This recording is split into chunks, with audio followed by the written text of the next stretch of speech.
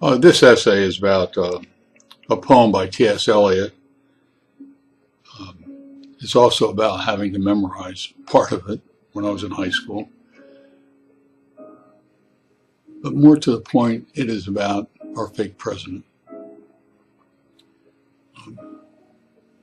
And I've mentioned this anytime I'm using a poem that I memorized in high school or prose.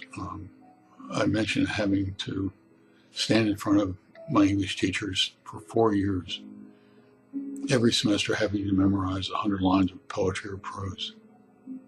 Absolutely the most detestable thing that I can remember in high school. Hated it.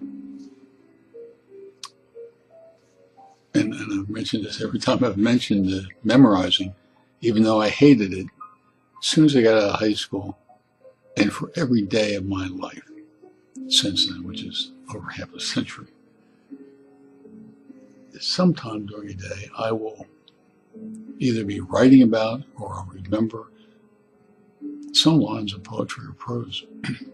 Some of them very close to verbatim. Others were, I remember the poem, but not all the details. And to be absolutely honest with you, I can name a couple dozen poets that I like better than T.S. Eliot. Part of my problem with Eliot was that I could never quite understand as a high school student, where that guy was coming from, which had to do with him and not me. He's a bright man. But he wrote a poem in the mid-20s, almost a century ago, called The Hollow Men, in which he disses the hollowness, the lack of ethics, emotions, guts of the people he saw around him. Half a century later, I wrote an essay about something that Abraham Lincoln said in his first inaugural address about the better angels of our nature, in which he was trying to get the divided America away from the Civil War and back working together. Then he said that you follow your better angel instincts. I wrote that also about our fake president, Donald the Dumb, who ain't no better angel. He is a lesser angel. But he's also a hollow man. And when I wrote that essay,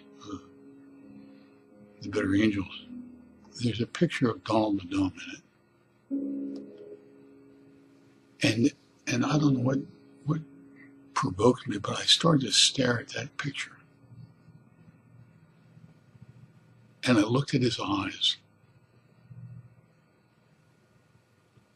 Look at his eyes and tell me what you see.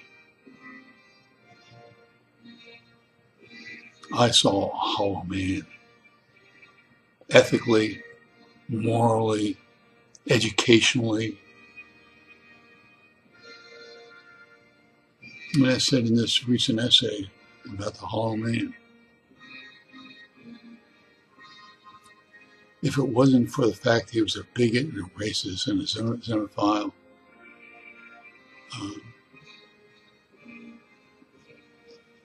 I would pity him. I'd pity his wife, the people who have to work with him.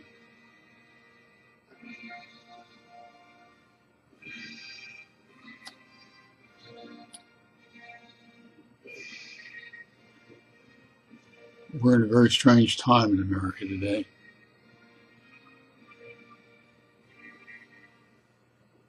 We're led by a leader who can't lead.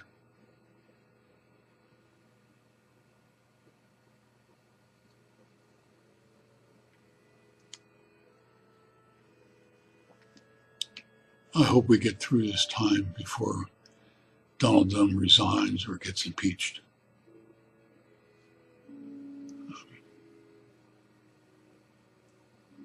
But in the meantime, you take care. And thank you for watching and listening to this video and reading this essay. Thanks.